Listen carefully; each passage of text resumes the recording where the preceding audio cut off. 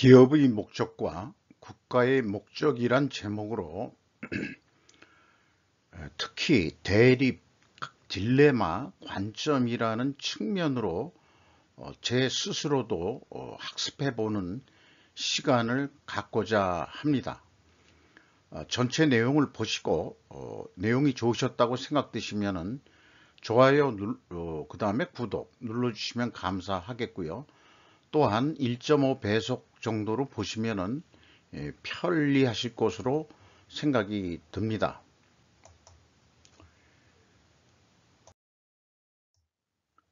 제가 제약이론 경영이라는 것을 배우면서 thinking process, 사고 프로세스라고도 명명하기도 하고요. 저는 생각 프로세스라고 또 생각을 해봤습니다. 어떤 문제를 해결하려면 문제를 대립 딜레마 관계로 설명할 수 있어야 한다는 명제가 있습니다.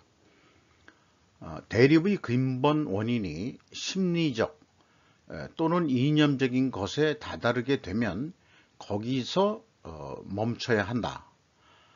공동의 목적을 도출할 수 있다면 대립과 딜레마의 해결책을 찾을 수 있다는 그 희망을 가지고 진행을 해 보는 것입니다. 일반적으로 이 좌측에 표현되어 있는 그 그림은요, 갈등 해소도라고도 명명을 합니다. 우리는 대부분 이 대립관계에 있는 것을 좀 안 좋은 거라고 생각하지만은 어떤 문제에 대해서 이렇게 그 대립관계로 분명히 설명할 수 있어야 된다고 생각을 합니다. 이것을 더 나가기 전에 여기 우측에 나와 있는 내용대로요, 좌우 이념 대립과 같은 이분법적 사고방식으로는 문제를 해결할 수 없고 사회 불안과 분열만을 조장한다고 비판하는 그런 의견이 있습니다. 그렇기 때문에 이분법적 사고에 빠져들지 말고 미래를 각자 도생하는 거로 살아야 된다 라고 강조하고 또 주장하는 그런 분들이 있습니다. 생각해 본 내용 중에서 한 국가를 조정하는 만약 세력이 있다면 의도적으로 좌우 대립 프로파간다로 사람들을 갈라놓고 사회 불안과 분열을 조장한다. 그 벽을 일반 국민들이 결코 넘지 못하게 언론들을 크게 이용한다고 보여진다. 요즘 느끼고 있는 게 이런 것이고요. 뉴스를 보고 있노라면은 여당 대 야당 간에 무슨 난전판을 보는 것 같은 그런 것 때문에 이 정치에 대해서 아주 환멸을 느끼게 만드는 그런 상황을 일부러 조장하고 있는 게 아닐까 하는 생각도 들어갑니다. 여론조사가 어떤지 모르지만 대통령에 대한 지지도라는 게 이제 정권을 잡은 지 얼마도 안 됐는데 10%도 안 된다는 식으로 떠들어대는 여론조사를 과연 어떤 방식으로 했는지도 궁금하고요. 그런 등등 차원 어떤 그 정치적인 측면이나 이런 측면에서는 국민들이 정치에 대해서 환멸을 느끼게 만드는 게 의도된 것 아닌가 하는 생각까지도, 그런 의구심까지도 들어가게 만듭니다. 그런데 그래서 그런지 그럼에도 불구하고 이분법적 사고에 빠지지 말라고 말하는 것은 해결책은 아니라고 생각이 듭니다. 다만 제가 생각하는 것은 벽을 무너뜨리는 여기에서 B씨, 필요 조건과 A, 공동 목적을 합의하지 못하는 한 근본 해결책은 만들 수 없을 것입니다. 그렇지 않다면 이 해결책을 찾지 못한다면 해결책은 결국은 D와 D' 중 이 좌와 우 둘 중에 하나는 죽어야 끝날 수밖에 없다는 것이 결론일 수밖에 없는 거죠. 우리는 현재 이 오른쪽에 있는 이 갈등과 대립 또는 딜레마 속에서 살고 있고, 결코 이 왼쪽에 나와 있는 필요 조건들을 생각하는 능력들을 박탈을 의도적으로 당하고 있는 그런 상황 속에서 우리는 살고 있다고 생각이 듭니다. 그래서 이 벽을 우리는 무너뜨려야 된다. 독일 그 베르린 장벽을 무너뜨리듯이 이런 장벽을 무너뜨리는 그런 과감한 챌린지, 도전과 변화가 일어나야 된다고 생각을 합니다. 그래서 공동의 목적을 찾아야 된다고 생각합니다. 이것을 배울 때는 이제 물론 이게 국가의 이익이 아니고 이제 이 기업의 목적으로 해가지고 분배, 성장, 그 다음에 뭐 비용을 아낀다, 그 다음에 이제 그 수익을 말하자면은 뭐 다른 거로요 수익을 더 올린다, 뭐 이런 쪽으로 이렇게 부서 간의 갈등 문제를 그렇게 이제 해서 해결책을 찾는 그런 용도로 배웠던 것이죠. 이거를 정치 사회적인 측면에서 한번 생각해 본 것이기도 합니다. 요 갈등 해소 구조도를 만드는 것은 요 밑에 나와 있는 대로 요런 모양으로 다 그리고 있습니다. 그래서 먼저 어느 것부터 먼저 써도 되지만은 일단 우리가 갈등하는 게 뭐지? D와 D 프레임을 먼저 작성을 해보고, 그 다음에 D를 우리가 요구하는데 그 요구하는 것이 어떤 필요 조건이냐를 생각하는 능력, 그 다음에 그 D 프라임 쪽에서 주장하는 거, 그러니까 필요 조건은 뭐냐 하는 것을 생각하는 능력. 그런데 이 BC는 공동 목적에 맞아야 된다는 것이죠. 그럼 국가의 이익이란 것은 국민 전체의 이익이라고 생각하면 될 것 같아요. 자, 사회 분배도 어느 정도 되고, 그 다음에 국가는 또 경제 성장을 계속해서 해야 되고, 개인적으로는 국민 개개인들은 소득 성장이 일어나야 되겠죠. 두 가지는 분명히 필요한 조건이 되겠습니다. 그렇다면 그 두 가지가 결국 추구하는 목적은 뭐냐 그러면 국가 이익이라는 거죠.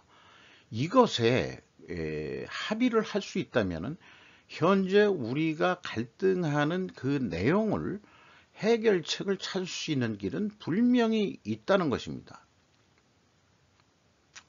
그래서 뭐 오늘 제가 학습하는 이 시간은 이거 한 장으로도 끝날 수 있지만 이 제약이론 경영은 결국 제약이 또 중요한 건데요. 그 다음 장에 제가 좀 봤던 책의 내용을 조금 좀 소개하면서 더 제 자신을 학습해 보는 길로 가고자 합니다. 피터 자이안이라는 정치 지정학자라고 얘기를 하는데, 액시던탈 슈퍼파워, 앱센트 슈퍼파워라는 국내에서 뭐 자간 초강대국이 없는 세계, 그 다음에 뭐 이건 뭐라고 번역을 해야 될지 잊어버렸습니다만, 우리나라 국문 번역 출판된 것은 기억이 안 납니다만은, 여기에서 이제 제가 관심을 뒀던 것은 이분이 이제 제약이라는 용어들을 썼습니다. 이것은 한번 다 읽어봐도 가치가 있을 것 같습니다. 지정학은 결국 선택지들과 이게 땅을 얘기하는 건지 아니면은 어떤 상황을 얘기하는 건지는 잘 모르겠어요. 과 제약들 사이의 균형을 연구하는 학문이다. 우리가 우리나라 한반도 땅에 살게 된 것은 우리 조상들이 선택한 땅이겠죠. 그런데 현재 우리는 그 땅을 강대국에 끼어 있어서 새우등 터진다 하는 아주 나약한 사고방식을 갖게 만드는 것으로 저는 생각을 합니다. 한 나라의 지리적 여건이 대체로 그 나라가 직면하는 취약점들과 그 나라가 쓸 수 있는 방평들을 결정한다. 이렇게 된다고 본다면은 이러한 이 문제들이 지정학적으로 볼 때는 국민들이나 뭐 정치하는 세력들의 어떤 능력 외에 환경적인 요인이 있다. 이거를 다른 말로 하면 물리적인 요인이 있다. 그래서 물리적인 측면을 좀 객관적으로 봐야 될 이 눈을 좀 떠야 되지 않겠냐, 이런 얘기일 것 같아요. 섬나라는 이게 이제 일본을 상징한다고 보면은 우리도 사실 북한 때문에 섬나라라고 비유할 수도 있을지 모르겠습니다. 섬나라는 안보에 한수 먹고 들어간다. 해군을 구축하는 길밖에 달리 방법이 없다. 이렇게 얘기합니다만은 우리나라는 삼면이 바다니까 해군도 필요하고 또한 대륙이라는 게 있기 때문에 우리나라는 육군도 필요하고 또 뭐 공군도 당연히 강해야 될 거라고 생각합니다. 한 나라가 지닌 가능성과 한계를 결정하는 것은 제약 요인과 부여된 능력 간의 균형이다. 참 말이 어렵는데, 부여된 능력, 이게 그럼 자기가 개발한 거냐, 아니면은 자연적으로 이 땅에 살게 되면서 생긴 본능적인 어떤 부여된 능력이냐, 그거는 잘 모르겠어요. 제 개인적으로 이건 계속해서 좀 생각해보고 연구해볼 만한 가치 있는 주제라고 생각을 합니다. 그러니까 제약과 능력 간의 균형이다, 이렇게 얘기를 했거든요. 어떻게 생각하면은 제약을 풀어내는 능력이다 라고 저는 그렇게 해석을 하고 싶습니다. 이 균형점이 대부분의 나라들이 어떤 움직임을 취할지 예측해 준다고 생각한다, 이렇게 됐습니다. 그래서 객관적으로 물리적인 측면에서 봐가지고 그 나라의 제약이 뭐고, 그 다음에 그 나라가 가지고 있는 능력을 우리가 파악할 수 있다면은 이 나라가, 한국이라는 나라가 또는 일본이라는 나라가 또는 중국이라는 나라가 어떤 움직임을 취할지 예측해 둔다고 생각한다. 그러니까 이 피터 자이안이라는 이 정치 지정학자는 상당히 예측적인 의견을 많이 내고 있습니다. 그래서 제가 그 책 내용 중에서 그럼 근본적인 제약이란 게 뭘까, 이렇게 이제 하면은 거기에서 이제 추출해낸 게 물리적 제약이라고 보면은 자원 제약이라고 할 수 있을 것 같아요. 기업도 이제 자원 제약이 있습니다. 1순위가 에너지고요. 동아시아에서는 더더욱 그렇습니다. 2순위는 인구 구조라고 피터 자이안은 얘기하고 있습니다. 그리고 능력에도 제약이 있는데 인적 자원에 대한 능력 제약이라고 저는 이렇게 풀이를 해봤습니다. 위에 있는 그 부여된 능력 간의 균형, 이렇게 했는데 능력이라 했는데 능력 제약도 분명히 있는 것이다, 이렇게 봐서 예를 들어서 저는 정권의 능력이라고 가로치고 했는데, 어떻게 보면은 우리나라 대한민국 국민들의 전체적인 국민의 역량 또는 능력이라고도 그렇게 볼 수 있을 것 같아요. 토인비가 도전과 응전이라는 그런 그 역사적인 책에서도 역사의 도전에 잘 대응한 민족이 성공했다라는 식으로 역사를 풀이해 간 거가 기억이 납니다. 결국은 우리가 현재 정권이 어떤 세력들이 그 정권을 잡은 것은 결국은 우리가 선택한 선택지일 수도 있는 거죠. 때문에 정권이 옛날 문정권이 어떻다, 현재 그 윤정권이 어떻다, 이렇게 해서 어떤 그 문제의 그 원인을 남의 탓으로 돌리는 그런 자세보다는 이렇게 생각을 하면은 결국은 그놈들을 뽑은 것은 우리들이니까 결국 내 능력에 우리 국민들의 능력의 차이다, 이렇게 되는데, 이 국민들의 능력을 무시하는 사람들의 표현이 개 돼지라고 우리를 얘기를 하고 있죠. 개, 돼지 같은 생각을 벗어나지 못하고 있다라고 비판을 하고 있습니다. 비판을 하고 있을 때는 어떤 해소가 될지 모르겠습니다만은, 아까처럼 갈등을 주장만 하고 이러니 분열만 일어나고 사회 불안만 야기한다는 식으로 그렇게 이 외치기만 해가지고 되겠느냐 하는 게 제 학습을 하면서 느끼는 그런 생각인 거죠. 뭔가 해결책을 찾아야 되겠는데. 근데 이 동아시아 4개국이면 아마 대만까지 넣는 것 같습니다. 모두 동일하다. 에너지 수입이 제약일 것이다, 이게. 물론 여기에서 가장 큰 제약이 에너지일 것이고, 두 번째는 아마 식량으로 저는 또 꼽을 수 있을 것 같아요. 그러나 가장 중요한 제약이 뭐냐 그러면은 결국 에너지, 석유, 현재까지는 그러기 때문에 무슨 전 정권이 친환경적인 재생에너지 운운해가지고 다 해결할 수 있었다면은 좋지만 결코 그 제약을 해결한 것은 아닙니다. 좋은 해결책이 아니었던 거죠. 이렇게 이 정의를 해볼 수 있겠습니다.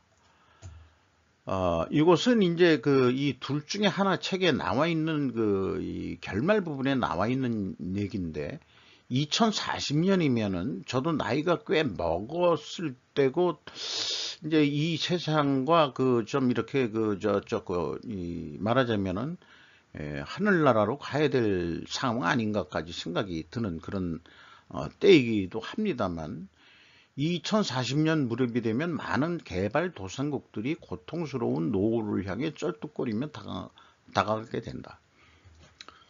지금도 쩔뚝거리고 있는데 대부분의 나라가 개발도상국들이 우리는 개발도상국들은 이제 벗어났지 않았느냐라고 희망을 조금 더 스스로 자유해 볼 수 있는지는 모르겠어요.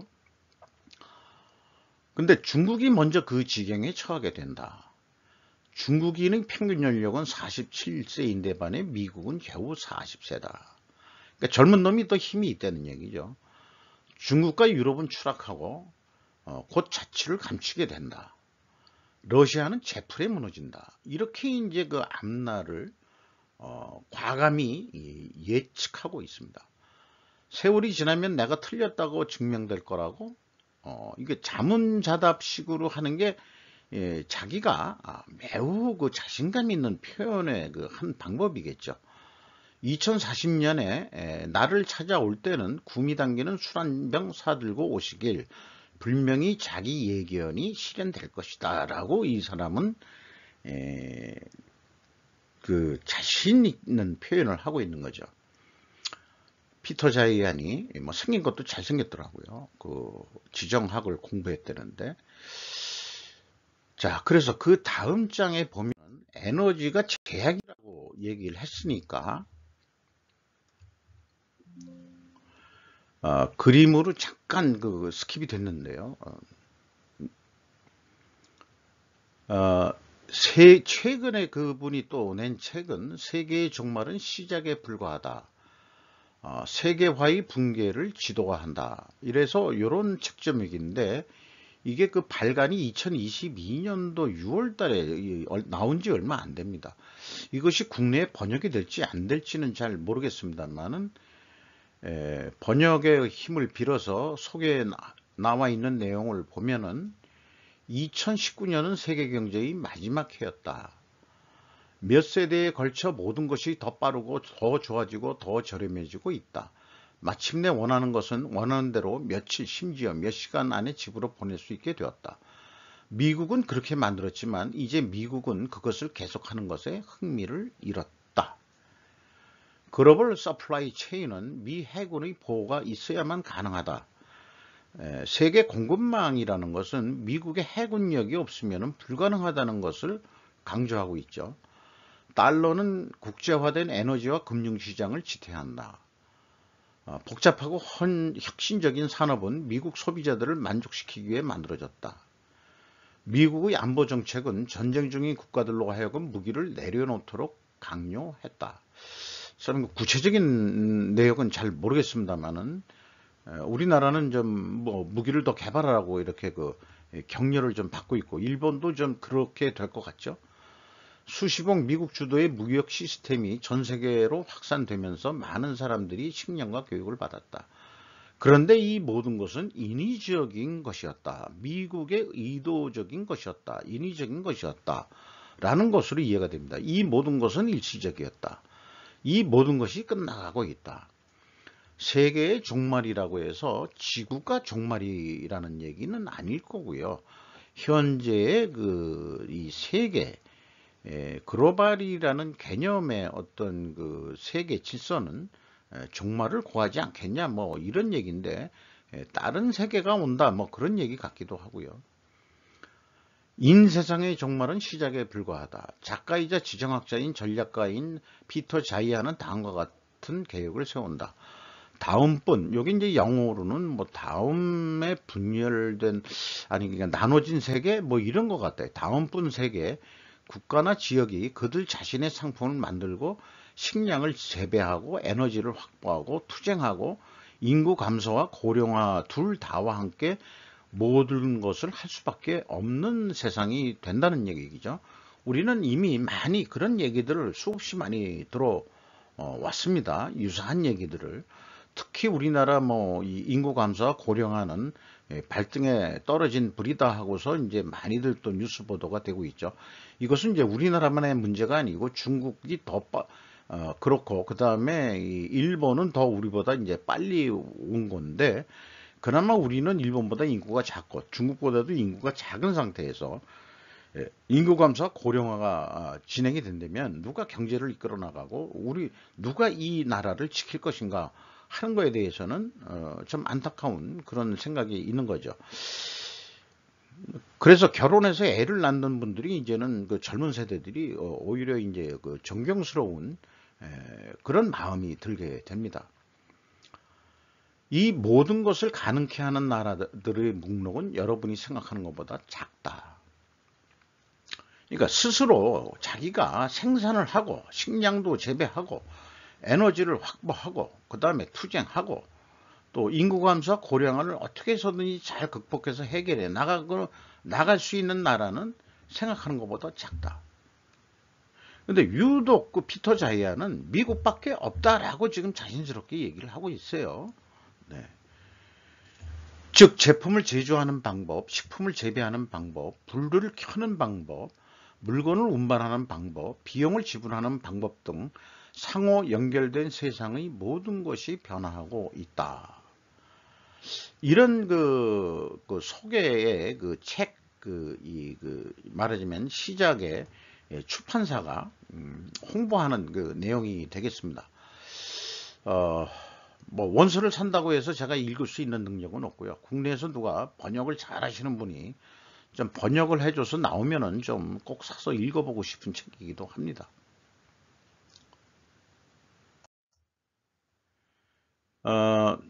아베 수상의 암살 건으로 해가지고 7월 30일 토요일 문예춘추인가요? 뭐예요? 문예춘추 온라인이군요. 특정 영상 입수했는데 옛 통일교회의 프론트 조직들이 승들영합 회장이 아베 전 총리와 비디오 출연 협상의 뒷얘기를 격백. 그러니까 일본식 한자 모양인데 이제 까발렸다 뭐 그런 얘기 같기도 하고요. 아베 전 수상이 한반도 평화적 통일을 위해서 노력하고 온 한학자 총재를 비롯한 여러분께 경의를 포합니다. 뭐 영상이 이 피스 링크라는 TV, 그러니까 통일교, 옛 통일교, 요즘은 세계 가정 평화 뭐 이런 거로 돼 있죠. 세계 평화 통일 가정 연합 이라는 것으로 이름이 바뀌었죠.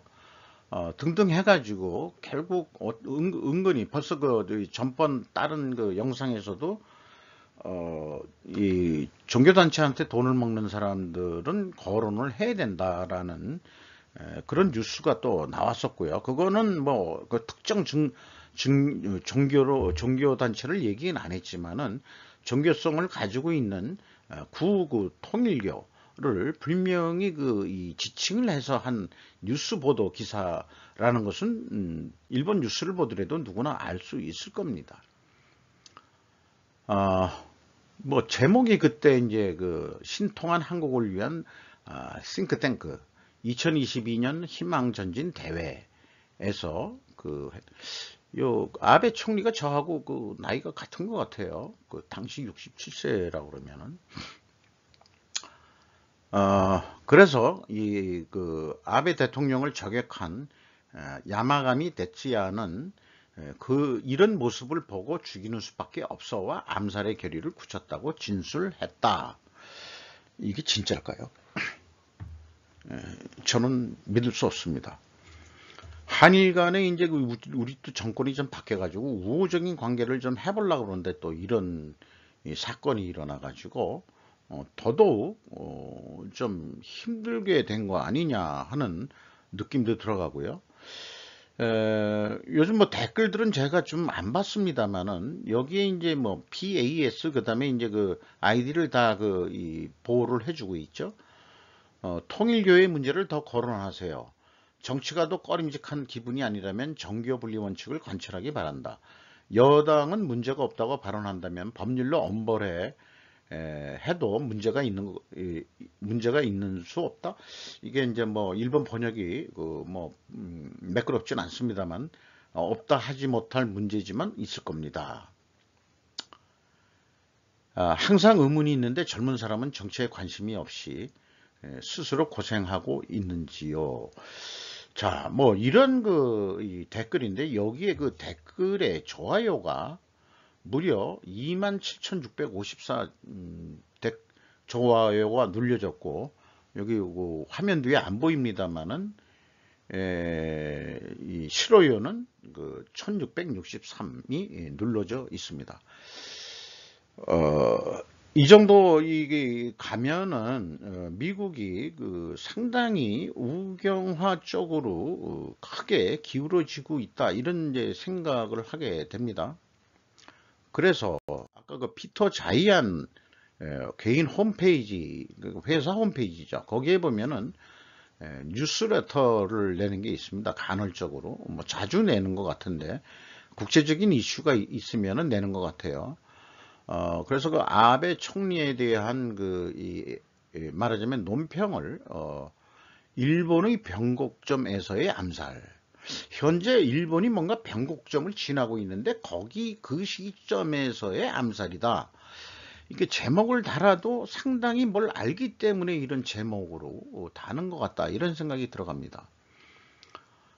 이거 다 읽을 수는 없고요. 제가 이 짙은 파란색으로 칠한 부분, 일본이 세계 무대에서 보다 적극적인 역할을 하기를 원했던 일본 집권 자민당의 강력한 파벌을 대표했다는 것이다. 아베 씨가요.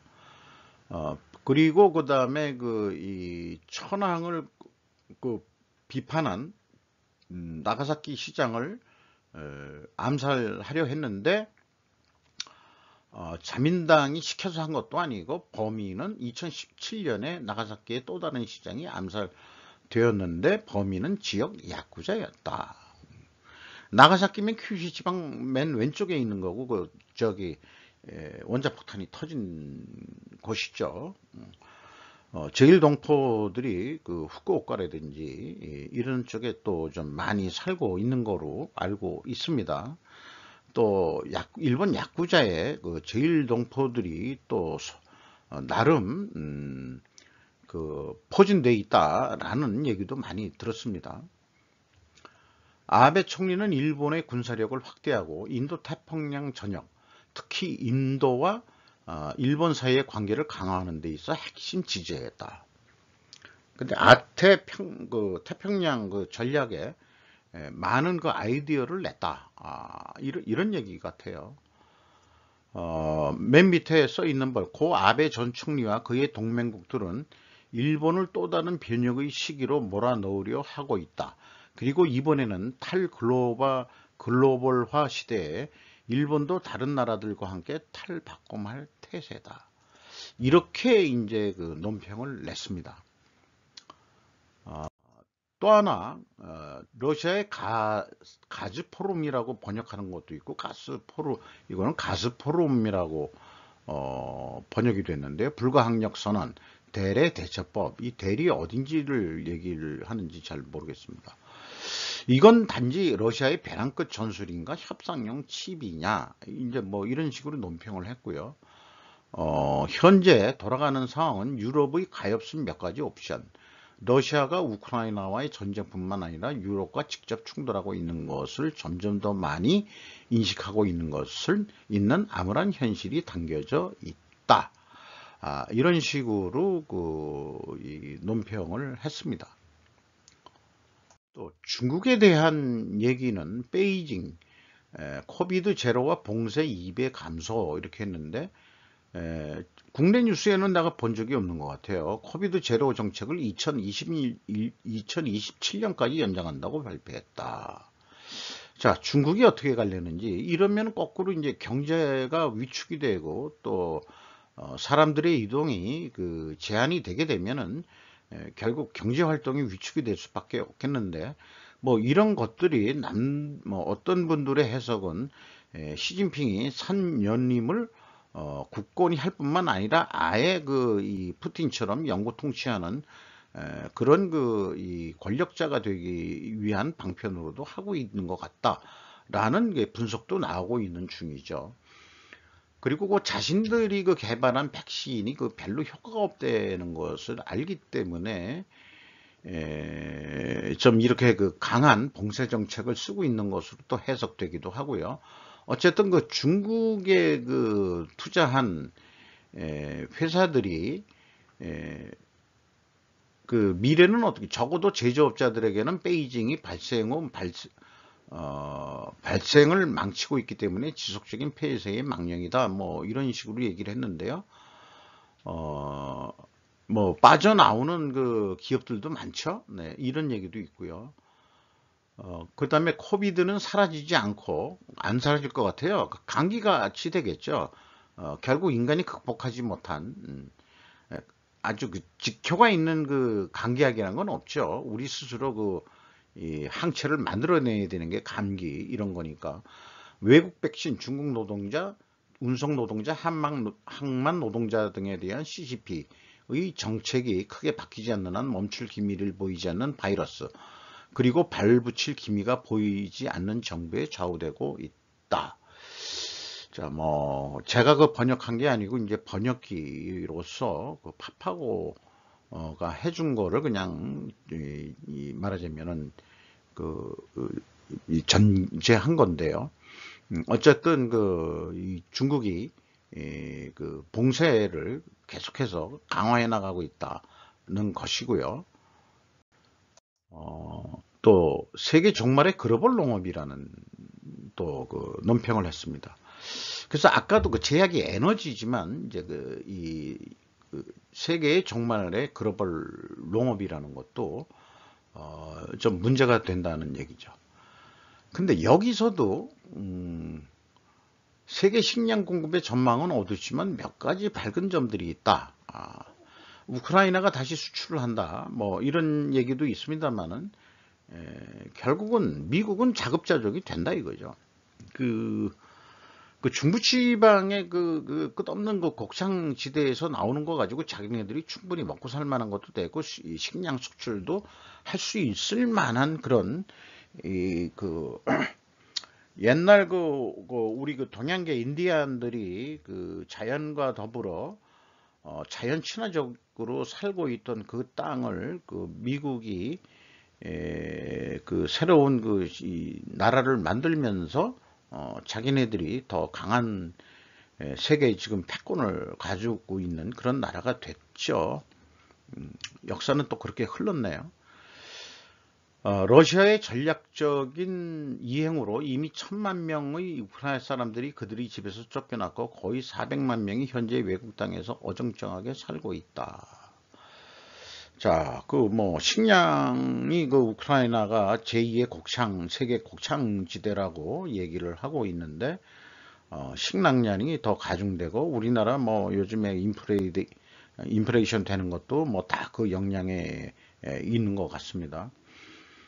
어, 그리고 이제 그 이 인플레이션에 대해서 그 식량과 연결해 가지고 인플레이션에 대해서 내비게이팅 더 뉴 노멀 그뉴 노멀이라는 게 그 뭐 새로운 그 일상적인 거다. 인플레이션이라는 게 뭐 이런 뜻인 것 같은데 이게 웨비나를 보려고 치니까 650불이에요. 뭐 개인적으로 이런 정도 가서 또 본다 한들 영어를 못 알아들으니까 저로서는 뭐 볼 능력이 없는 거고요. 이 정도 보려 그러면 이제 한화 그룹 분들이 피터 제약과 뭔가 교류가 있는 거로 저는 알고 있는데 받겠죠. 그 한화 분들은 그렇게 생각이 듭니다. 한화의 이번에 구조조정, 그 한화 에어로스페이스의 그 많은 이 방위 산업들이 다시 직결하는 거, 뭐 이런 등등을 볼 때는 요거 분명히 컨설팅 누구한테 받았다. 저는 그렇게 생각을 합니다. 그래서 연관해가지고 그 검색을 하다 보니까 기업이 인플레이션에 대처하는 방법이라는 게 또 눈에 띄어가지고 제가 지금 2022년도 1분기 기업체 그 사업보고서 분석을 하고 그 다음에 상반기 현재 잠정 실적이 나와 있습니다만은 벌써 4편의 시리즈로 해가지고 한 파레토 법칙처럼 8대2처럼 원재료 가격의 상승률보다 판매 가격을 상응해서 그만큼 올리질 못했다. 인플레이션이 일어남에도 불구하고 그런 어떤 진단, 분석 의견을 낼 수밖에 없는 건데요. 물론 그래도 이할은 원재료 가격 상승보다 판매 가격을 더 올린 기업들도 있어가지고 돈을 더 번 기업들도 많습니다. 잘 나가는 반도체라든지 또 무슨 그런 것도 있죠. 철강도 아마 그렇게 되고 비철금속도 그 정도에 들어갈 것 같고요. 뭐 그렇게 생각이 듭니다. 여기에서 이 인플레 상황에서 기업이 수익성을 유지하기 위해 할 수 있는 방법은 이 가격을 올리거나 제품 판매 가격을 올리거나 비용을 절감하는 두 가지 방법밖에 없다. 단기적으로 대기업은 셋째 번 옵션인 대량 유지를 위해 마진을 억제하는 것. 이건데 이것은 증가된 비용을 먹는다는 의미에 불과하다. 이렇게 이제 이 인플레이션 데이터컴이라는 데서 2021년도에 이미 이렇게 얘기를 하고 있습니다. 거기다가 대기업은 어떻게 적응은 그나마 할 수 있는데 소규모 기업들은 일반적으로 인플레이션이 닥쳤을 때 스스로를 조정할 수 있는 더 약한 위치에 있다. 자, 그 소재 가격이 올라가지고 납품 가격을 좀 올려받아야 되는데 예를 들어서 완성차 메이커에 납품하는 부품업체들이라고 비유를 해보죠. 그렇게 가격을 올려줬을까요?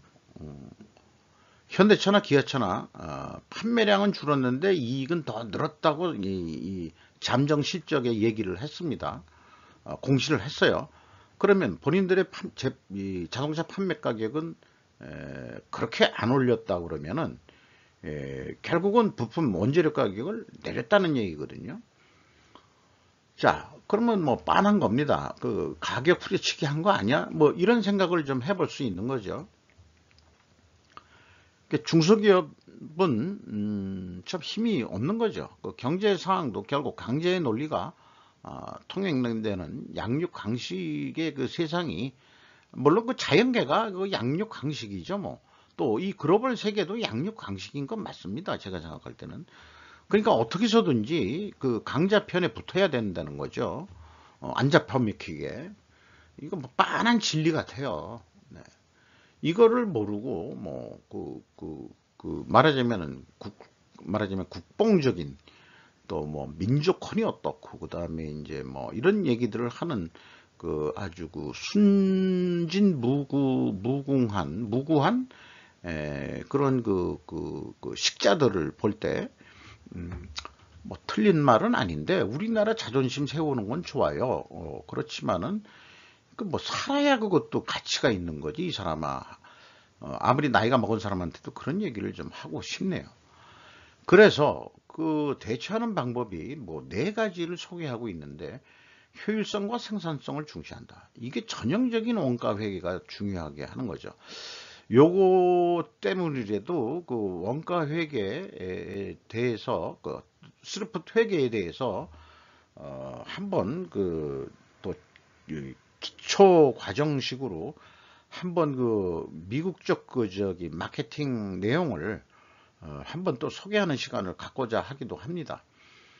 그 다음에 그 자동화 도입을 한다. 이 자동화라 그러면은 이제 인베스트먼트인데, 그 다음에 불필요한 비용 절감, 인건비 삭감. 결국은 사람 자르는 거죠. 그 인플레이션 되고 그러면은 돈을 남기 위해서. 그래가지고 2021년도까지 지금 쭉 보면은 그 생산 단가가 이만큼 크게 지금 크게 올랐다. 이거 어떻게 대처할 거냐 이런 얘기죠. 그래서 그 이 인플레이션 데이터컴에서도 그 얘기하는 거는 원가 세계 사고 방식에서 벗어나 있지를 못합니다. 운영 비용부터 줄이는 거고요. 여기 1번이라는 게 효율성과 생산성 중시가 그 운영 비용을 줄이는 거고, 3번, 4번은 일본의 부속적인 구체적인 방법인 거고요. 자동화는 이제 이 인벤토리가 아니고 요 경우에는 인베스트먼트 투자가 되겠습니다. 그런데 이제 제가 그 스루풋 분석을 하면서 의사결정 순서는 TIOE. 스루풋을 어떻게 하면 올릴 거냐. 이거 이제 그 1순위가 되고요. 2순위가 이제 이거 투자가 아닐 경우는 인벤토리. 재고를 참 어떻게 하면 줄여가면서, 아니면 줄인다기보다는 재고 회전율을 어떻게 상승시켜가면서 할 거냐. 두 번째 의사결정으로 이런 식으로 인플레이션을 극복해 나가야 되고, 그 다음에 이제 세 번째 고려해야 될 대상이 운영비용이다. 이런 얘기가 되겠습니다. 그래서 뭐 내일쯤 해가지고 골드렛 임플리멘테이션 그룹 US 미국의 골드렛 박사의